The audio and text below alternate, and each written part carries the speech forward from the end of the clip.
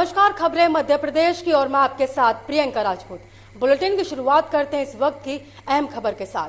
आगर मालवा से इस वक्त की बड़ी खबर सामने आ रही है। आपको बता दें कि तेज रफ्तार गोल्डन बस पलट गई और इस हादसे में 5 यात्री घायल हो चुके हैं। इस वक्त की बड़ी और अहम जानकारी आपको आगर मालवा से दे रहे हैं, जहाँ तेज रफ्तार गोल्डन बस पलट गई और इस हादसे में 5 यात्री घायल हो चुके हैं।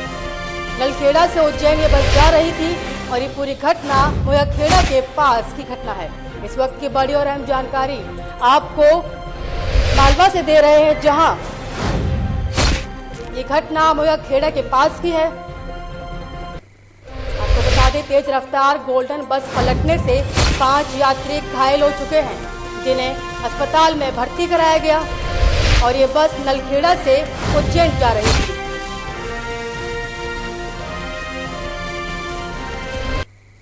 बात करेंगे अशोकनगर की। अशोकनगर में रघुवंशी समाज के लोगों ने कलेक्ट्रेट के सामने चक्का जाम करते हुए जमकर नारेबाजी की है।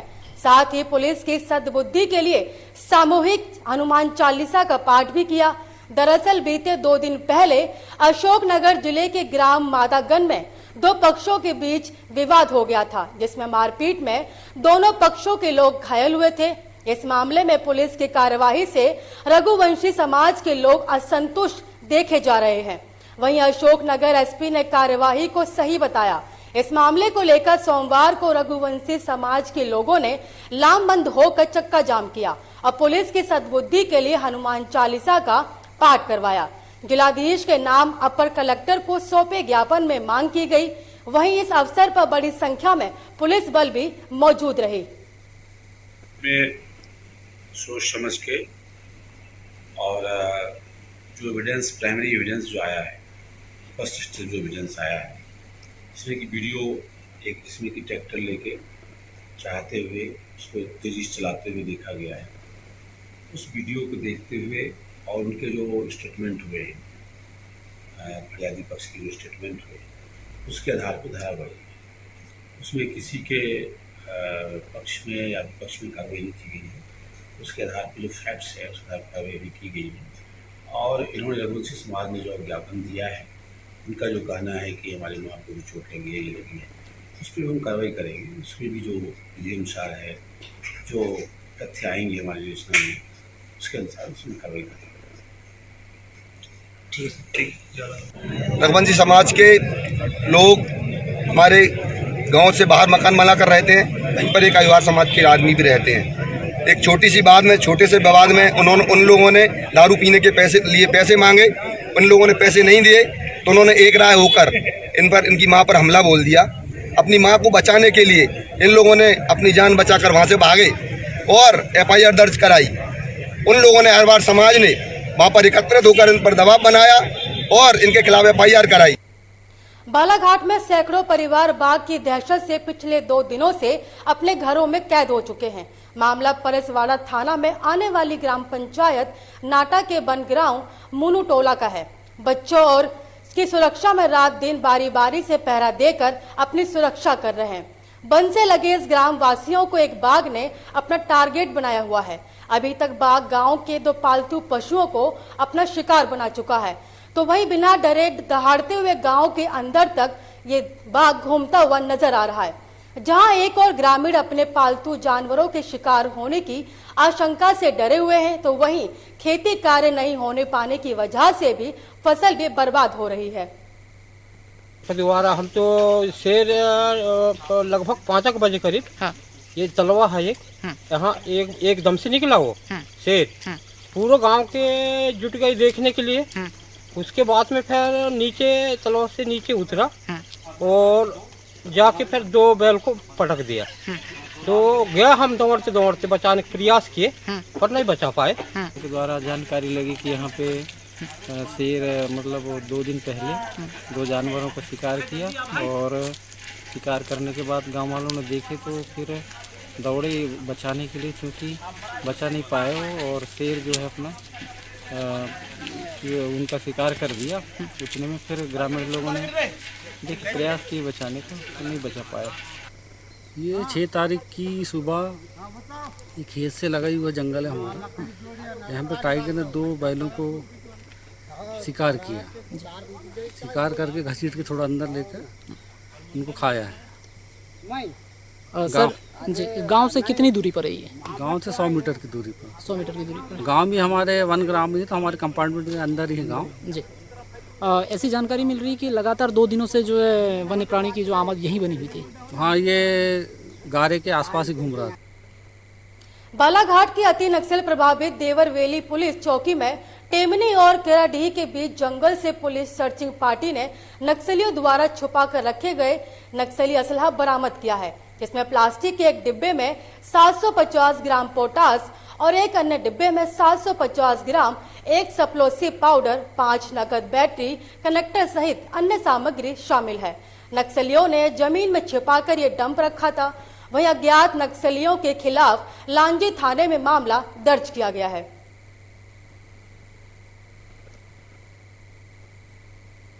खबरों में आगे बढ़ेंगे। मध्य प्रदेश के दमोह नगर के सर्किट हाउस पर दीपावली मिलन समारोह का आयोजन किया गया। आपको बता दें कि कॉरपोरेशन वेयर हाउस कैबिनेट मंत्री राहुल सिंह लोधी के जरिए एक कार्यक्रम का आयोजन किया गया था। भारतीय जनता पार्टी के वरिष्ठ कार्यकर्ता उपस्थित रहे। दमोह नगर के पत्रकारों को विशेष रूप से आमंत्रित करते हुए भेंट वार्ता की और साथ में दीपावली का उपहार भेंट किया।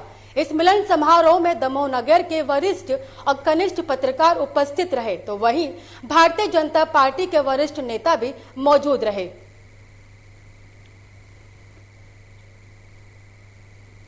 ग्वालियर में नगर निगम की जमुना बाग नर्सरी में जुआ खेलते पुलिस ने 11 निगम कर्मचारियों को रंगे हाथ पकड़ा है। पुलिस ने इनके पास से ताश की गड्डी और 14,000 से ज्यादा नगद रुपए बरामद किए हैं। दरअसल पुलिस को जानकारी मिली थी कि जमुना बाग नर्सरी में कुछ लोग जुआ खेल रहे हैं, जिस पर पड़ाव थाना पुलिस जमुना बाग नर्सरी पहुंची और वहां से जुआ खेलते निगम के 11 कर्मचारियों को पकड़कर थाने ले आई। पुलिस ने इन सभी के पास से 14,000 से ज्यादा रुपए नगद और ताश की गड्डी बरामद की है। पकड़े गए कर्मचारियों में से कोई निगम में ड्राइवर पद पर नियुक्त है, तो कोई चपरासी के पद पर नियुक्त है। फिलहाल पुलिस ने सभी के खिलाफ वैधानिक कार्यवाही की है। बाग जो है नर्सरी, यहाँ से 11 जुआरी पकड़े हैं। ठीक है, इनसे कुल करीब 14,000 रुपये, 14,000 से कुछ ज़्यादा रुपए जब्त हुए हैं। अधिकतर ये इसमें ड्राइवर वगैरह हैं, कर्मचारी हैं ये लोग।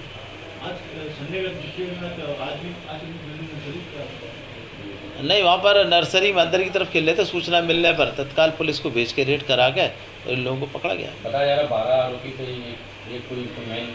नहीं, हमारे जो पकड़ के लाई है टीम 11 बताया, थाने में भी 11। जबलपुर में गोरखपुर थाना अंतर्गत पुलिस ने अवैध मादक पदार्थ गांजा की तस्करी कर रहे एक आरोपी को 550 ग्राम गांजे के साथ गिरफ्तार किया है। वहीं पुलिस ने आरोपी के कब्जे से 27,000 नगद भी जब्त किए। गोरखपुर थाना पुलिस को मुखबिर से सूचना मिली थी कि सेठी नगर पानी की टंकी के पास एक व्यक्ति अवैध मादक पदार्थ गांजा लिए बेचने की फिराक में खड़ा हुआ है। मुखबिर की सूचना पर तत्काल कार्रवाई करते हुए गोरखपुर थाना पुलिस की टीम ने मौके पर दबिश दी और राज सोनकर नाम के युवक को 550 ग्राम गांजे के साथ गिरफ्तार किया है। वहीं आरोपी के कब्जे से 27,000 नगद, एक मोबाइल फोन भी पुलिस ने जब्त किया।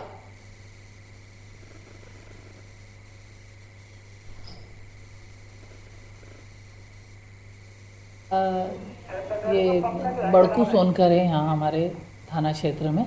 उसके घर के बाहर एक लड़का राज सोनकर गांजा बेच रहा था, जिसको पुलिस ने, थाना गोरखपुर की पुलिस और क्राइम ब्रांच की पुलिस ने संयुक्त कार्रवाई में पकड़ा।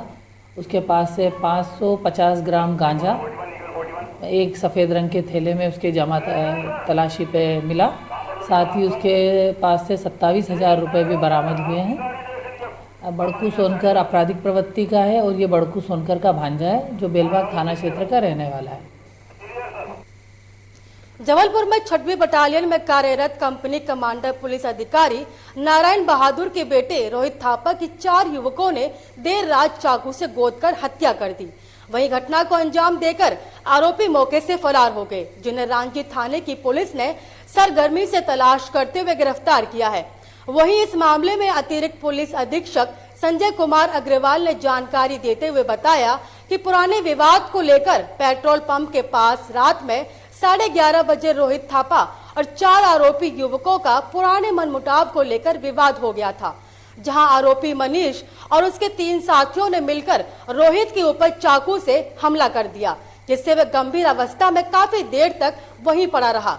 वहीं आसपास के लोगों ने घायल को निजी अस्पताल में भर्ती कराया, जहां इलाज के दौरान रोहित की मौत हो गई। वहीं हत्या का मामला दर्ज करते हुए चारों आरोपियों को गिरफ्तार कर लिया गया है, जहां विवेचना में पाया गया कि चारों आरोपी और मृतक रोहित आपस में दूसरे को जानते थे और घटना के दिन सभी ने साथ में शराब का सेवन किया था। इस दौरान पुराने विवाद को लेकर आपस में झगड़ा हुआ और आरोपियों ने रोहित पर चाकुओं से हमला कर दिया।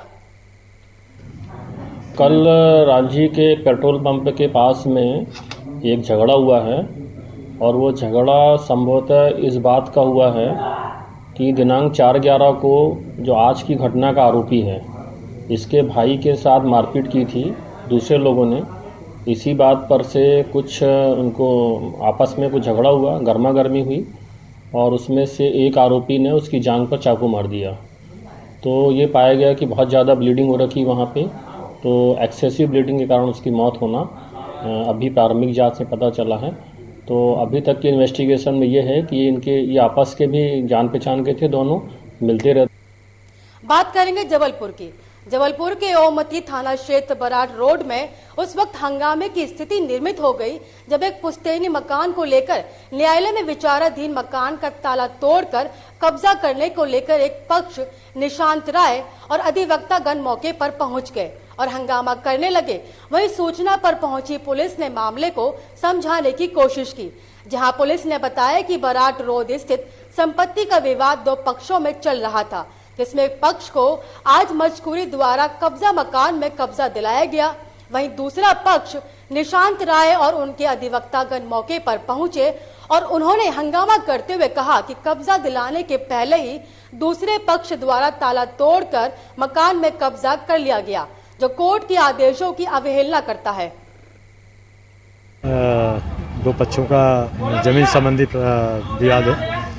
आज मजकूरी यहाँ पर कब्जा दिलाने आया था और इनका एक पक्ष का ये कहना है कि दूसरे पक्ष ने इनका पहले ताला तोड़ लिया और उसके बाद फिर मजकूरी को बुलाया और उसमें जो है मजकूरी ने कब्जा दिलाया है, जबकि ये लोग पहले से ही ताला तोड़ के कब्जा कर लिए थे। देखिए, जैसा कि जानकारी प्राप्त हुई कि हमारे अधिवक्ता निशांत राय जी का ये परंपरागत मकान है, उनके फादर से यहाँ पे निवास करते आए हैं, मगर वर्तमान में चूंकि वो यहाँ नहीं रह रहे हैं, उसका ये विवाद जो है न्यायालय में विचाराधीन है।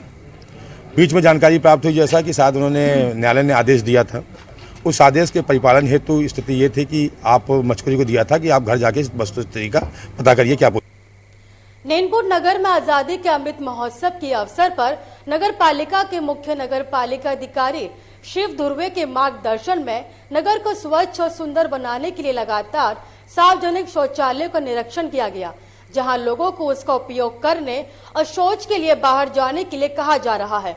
साथ ही घर का कचरा गाड़ी में डालने के लिए प्रेरित किया जा रहा है। आज़ादी के अमृत महोत्सव के उपलक्ष्य में जनता को जो है उसकी मूलभूत सुविधाएं और उसके आज़ादी के महत्व को बताते हुए सुबह सुबह जो है लोगों से संपर्क कर उनकी छोटी मोटी समस्याओं का निराकरण किया जा रहा है और स्वच्छता अभियान के तहत लोगों को जागरूक भी किया जा रहा है। बात करेंगे रायसेन की। रायसेन में बीती देर रात दरगाह के पास बीड़ी व्यापारी खलील अली का अपने निर्माणाधीन वेयर हाउस से अज्ञात बदमाशों के जरिए अपहरण कर लिया गया। घटना की जानकारी लगते ही रायसेन जिले की पुलिस एक्टिव हुई और अपहरण के महज 12 घंटे के अंदर ही सभी आरोपियों को गिरफ्तार कर लिया गया और एक आरोपी अभी फरार है। पुलिस ने घटना में इस्तेमाल बोलेरो कार और एक अन्य पोलो कार आरोपियों के कब्जे से जब्त की है।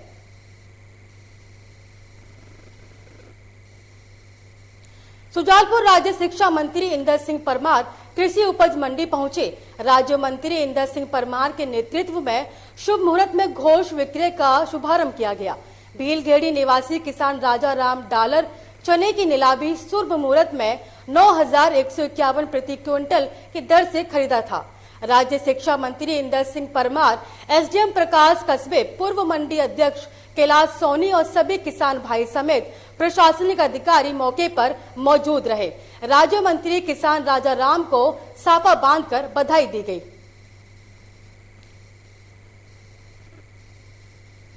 शिवपुरी शहर के कोतवाली पुलिस ने दीपावली के दिन कोर्ट में पदस्थ एक महिला एडीपीओ की शिकायत पर पूर्व कांग्रेसी नेता गिरिराज शर्मा पर दुष्कर्म का मामला दर्ज किया गया।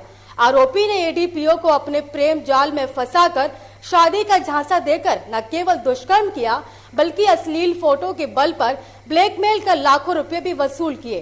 बाद में परेशान होकर एडीपीओ ने पुलिस में शिकायत दर्ज कराई। मामला दर्ज होने के बाद से ही आरोपी नेता फरार है। बताया जा रहा है कि एक दिन गिरिराज शर्मा महिला को अपने घर ले गया और वहां उसे चाय में बेहोशी की दवा मिलाकर उसके साथ दुष्कर्म को अंजाम दे दिया। इसके साथ ही गिरिराज ने महिला की कुछ अश्लील फोटो और वीडियो भी बना ली। बाद में गिरिराज उन फोटो से और वीडियो वायरल करने की धमकी देकर महिला को ब्लैकमेल किया और कई बार लाखों रुपए की वसूली भी की। एक महिला ने रिपोर्ट की है कि मेरे साथ में इसके द्वारा बहला फुसलाकर शादी का बहाना करके इसके साथ में दुष्कर्म किया है। आरोपी का नाम गिरिराज शर्मा है। उसके खिलाफ हमने प्रकरण पंजीबद्ध किया है। किस तरह का अपराध बताया गया है? कुछ डिटेल्स बताई गई है उसमें? कुछ नहीं, उसमें ये बताया गया अवैध रूप से वसूली वगैरह का भी कुछ?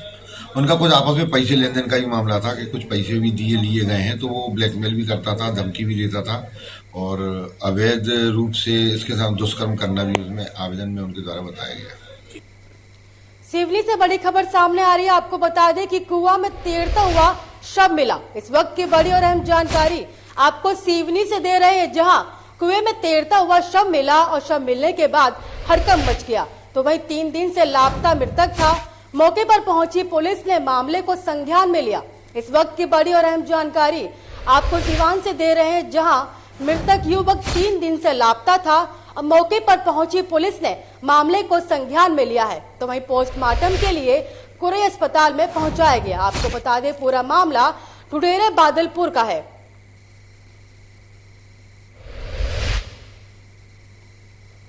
सिवनी में 4 लाइन पर किराए से ढाबे का संचालन कर रहे मुरैना निवासी जोगेंद्र सिंह के पास एक पिस्टल सहित 4 जिंदा कारतूस बरामद किए गए और एक युवक को भी गिरफ्तार किया गया। मुखबिर की सूचना पर पुलिस ने कार्रवाई की और आधे गांव थाने के जोबा गांव की यह घटना है।